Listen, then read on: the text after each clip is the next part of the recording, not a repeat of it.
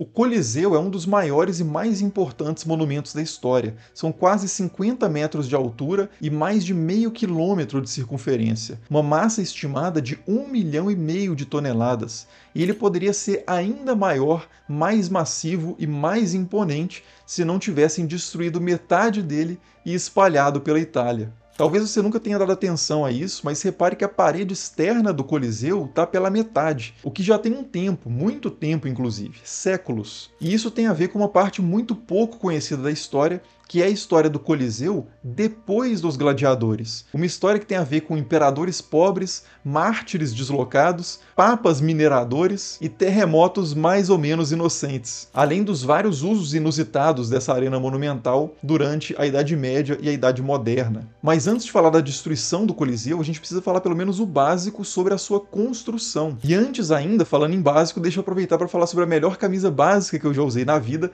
que é a camisa da Insider. Uma camisa extremamente confortável, prática, anti-suor, anti-odor, não precisa passar. Eu praticamente só fico com ela agora em casa ou na rua, é muito boa de verdade. E se você nunca usou e quer fazer o teste, entra lá no site da Insider pelo link que eu vou deixar na descrição do vídeo e coloca o cupom ESTRANHA12 para ganhar 12% de desconto. Mas voltando lá para o básico sobre o Coliseu começou a ser construído em 72 d.C., nos tempos do imperador Vespasiano. Boa parte dos recursos necessários para a construção do Coliseu, inclusive, vieram dos espólios da guerra judaico-romana, que foi quando Vespasiano e o seu filho Tito sufocaram uma revolta ali na província da Judéia, que na época fazia parte do Império Romano, e destruíram até, nessa ocasião, o famoso Templo de Jerusalém. O Tito, aliás, que foi quem liderou as legiões romanas nessa guerra, foi quem continuou a construção do Coliseu depois da morte de seu pai, e depois disso o Domiciano fez as últimas modificações. Como esses três imperadores formam a dinastia Flaviana, Flávios era o sobrenome da família, o anfiteatro que eles construíram ficaria conhecido mais tarde como o Anfiteatro Flaviano, mas na época deles era só anfiteatro mesmo. Anfiteatro, diga-se de passagem, significa simplesmente dois teatros, ou teatro duplo, assim como anfíbio significa duas vidas, uma na água e outra na terra. Um teatro é um semicírculo com palco e arquibancada,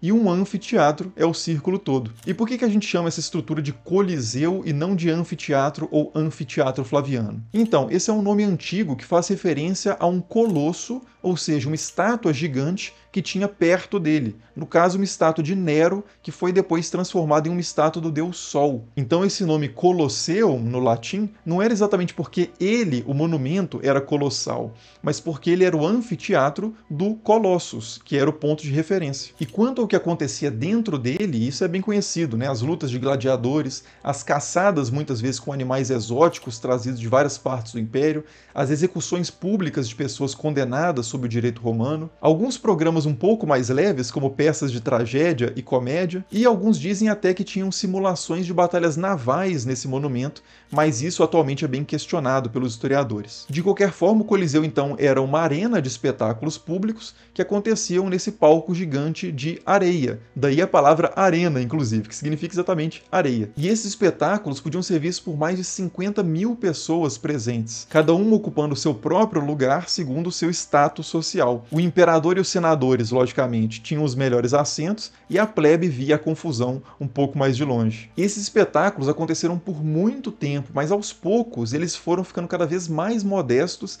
e menos frequentes, e isso por várias razões. Uma que costuma ser muito falada é que o cristianismo, à medida que foi crescendo no Império, foi se colocando como uma oposição às brutalidades que aconteciam no anfiteatro. Uma lenda diz até que certa vez, durante uma luta de gladiadores, um monge cristão invadiu a arena e tentou separar a luta, mas a plateia não gostou nem um pouco disso e acabou apedrejando o monge. E essa teria sido a gota d'água para o imperador cristão Honório proibir os combates. Mas por mais que a cristianização do Império possa ter sido realmente um fator, a coisa é mais complicada, porque a última luta de gladiadores registrada no Coliseu data por volta de 430 d.C., um século depois da conversão do primeiro imperador ao cristianismo, que foi Constantino. Um fator muito mais importante para esse abandono do Coliseu parece ter sido o esvaziamento e o empobrecimento de Roma ligados à crise geral do Império. Como escreveram os historiadores Keith Hopkins e Mary Beard, o Coliseu e suas atividades tradicionais estavam além do que os recursos de Roma no século V podiam sustentar. E é aqui que a gente começa a entender aquela questão inicial lá do vídeo de como que o Coliseu acabou perdendo uma das suas metades. Como eu comentei no vídeo sobre a Biblioteca de Alexandria, na história, assim como na física, a tendência é a decadência.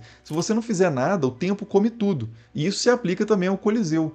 Desde os primeiros anos, essa estrutura gigantesca precisou de muita manutenção e manutenção constante, e em alguns momentos precisou de restauração e restaurações caríssimas. Em 217, por exemplo, o Coliseu pegou fogo e precisou de 5 anos de reforma para recuperar aquilo que o incêndio tinha destruído em algumas horas, ou no máximo em alguns dias. No ano 443 e no ano 508 também há registros de terremotos intensos na região que comprometeram muito a estrutura do Coliseu. Nesse período, alguma restauração até foi feita, mas já não tinha muito orçamento para esse tipo de coisa, e a partir daí o Coliseu acabou entrando numa nova fase da sua história. O anfiteatro foi gradativamente abandonado e negligenciado, assim como a própria cidade de Roma. Como eu disse, a última luta de gladiadores por lá aconteceu por volta de 430, e o último espetáculo, que foi uma caçada, aconteceu em 523. E nesse meio tempo o Coliseu já tinha começado a ser utilizado com uma finalidade muito diferente da original. Ele tinha começado a ser utilizado como uma pedreira. Em vez de levar pedras para lá para reformar o anfiteatro, as pessoas começaram a tirar pedras de lá para reformar suas próprias casas, os muros da cidade e fazer outras obras públicas. E depois que as atividades do Coliseu encerraram de vez, ele começou a ser usado de várias outras formas, e isso já na Idade Média. Casas foram construídas dentro dele, comércios, pátios, oficinas de ferreiros, de sapateiros, de pedreiros. E em muitos casos, essas construções internas foram feitas usando o próprio material externo do antigo anfiteatro, que agora era mais uma vila do que realmente um anfiteatro. No século XII, os Frangipani, que eram uma família poderosa ali de Roma, transformaram essa vila em uma fortaleza que foi tomada depois por outra família, os Anibaldi, que, por sua vez, alguns anos depois, venderam parte do terreno para uma ordem católica, a Ordem de São Salvador, que ficou séculos por lá. Nesse período, o Coliseu foi tão descaracterizado que os medievais nem se lembravam mais de que aquilo já tinha sido um anfiteatro. Um autor medieval, por exemplo, imaginava que o Coliseu tinha sido o Palácio de Vespasiano, e um texto do ano 1000, mais ou menos, diz que o Coliseu tinha sido um templo. Ele diz o seguinte: o Coliseu era o templo do sol de maravilhosa grandeza e beleza, equipado com diversas câmaras abobadadas, e todas elas cobertas por um céu de bronze dourado, onde trovões e relâmpagos e fogos brilhantes eram feitos, e onde a chuva era derramada através de tubos de prata. Tinha outra lenda também, ainda mais inusitada, de que o Coliseu tinha sido construído pelo poeta Virgílio, com o uso de magias proibidas e o auxílio de demônios. E finalmente, outra versão medieval diz que o Coliseu tinha sido um templo de Júpiter que o Papa Silvestre, no século IV, teria destruído. Daí a aparência de ruína que ele já tinha na Idade Média. Mas claro que não era por isso que o Coliseu estava em ruínas. Ao longo desses séculos todos, os donos, entre aspas, do Coliseu, os últimos imperadores, as famílias poderosas e os papas, todos eles negociaram infinitas permissões para tirar pedras de lá, licenças a cavar marme a Coliseu, para retirar pedras do Coliseu. Para você ter uma ideia, em 1452, o Papa Nicolau V autorizou 2.522 carregamentos de pedra do Coliseu para transformar essas pedras em cal e utilizar isso na construção da Basílica de São Pedro. E é aqui que a gente já começa a passar para outra parte desse mistério da metade perdida do Coliseu, que é onde encontrá-la. Antes desses 2.522 carregamentos do Papa Nicolau, aconteceu uma coisa decisiva para o Coliseu ficar pela metade. Em 1342, um terremoto atingiu a cidade de Roma e derrubou toda a parte sul do Coliseu, ou pelo menos a parede externa, que é exatamente essa parte que falta hoje em dia. Mas não dá para culpar só o terremoto por isso. Esse artigo que está aparecendo aí, extremamente detalhado sobre a estrutura do Coliseu ao longo da história, conclui que, abre aspas, os danos que o monumento sofreu ao longo dos seus quase 17 séculos de existência não podem ser atribuídos apenas, nem mesmo principalmente a terremotos. Em vez disso, grande parte dos danos severos causados ao Coliseu resultou da demolição intencional de muitas de suas estruturas para reutilizar os materiais preciosos que o constituíam. Quer dizer, a estrutura do Coliseu originalmente era forte o suficiente para resistir a terremotos. Era, até começarem a desmanchar essa estrutura. É como aquele jogo de tirar as pecinhas da torre. No início dá para tirar uma peça, duas, três, mas por fim a estrutura fica tão comprometida que só de tirar mais uma pecinha, ou até só de bater um ventinho, a torre já desaba. No caso do Coliseu, esse ventinho foi um terremoto, o que ajuda também a atrapalhar. E assim, em 1349, metade da torre, entre aspas, a metade perdida do Coliseu, caiu. Mas beleza, e onde foram parar essas pecinhas? Então, como eu já antecipei, um desses lugares foi a Basílica de São Pedro e outras estruturas do Complexo do Vaticano, que também usou calcário retirado de vários outros monumentos antigos, como uma das duas pirâmides romanas, a Pirâmide de Rômulo, que é um assunto que eu já toquei aqui em outro vídeo no canal. O material do Coliseu também foi usado na reforma de diversas outras basílicas no período, como a antiga Basílica de São João de Latrão, e na construção de vários palácios renascentistas, como o Palazzo Farnese, o Palazzo Senatório e o Palazzo Barberini. Esse último, inclusive, o Palazzo Barberini, recebeu o material do Coliseu diretamente do Papa Urbano VIII, que era da família, o Maffeo Barberini, aquele mesmo da condenação do Galileu. Diga-se de passagem, os Barberini dilapidaram tantos monumentos romanos antigos que um crítico da época chegou a escrever o seguinte: Quod non fecerunt barbari, fecerunt Barberini. O que os bárbaros não fizeram, fizeram os Barberini. Então são principalmente nessas obras em torno ali do Renascimento, por volta do século XIV e a meados do século XVII, que a gente pode encontrar a maior parte do que a gente não encontra mais no Coliseu. Agora, ainda falta falar de uma última coisa. Por que o Coliseu ainda está pela metade? Por que não desmancharam ele todo, então? Curiosamente, os papas também têm um papel de preservação nessa história. Durante o Renascimento, com a recuperação, tradução e estudo dos textos antigos, greco-romanos, principalmente, a memória daquilo que o Coliseu realmente tinha sido na antiguidade, um anfiteatro, foi finalmente recuperada. E como cristãos tinham sido executados em anfiteatros nos tempos da Roma Antiga, o Coliseu passou a ser visto por muitos como um espaço sagrado, onde os mártires deram seu testemunho máximo da fé. Na realidade, nenhum documento antigo fala de cristãos sendo executados no Coliseu. Há registros de execuções em outros anfiteatros,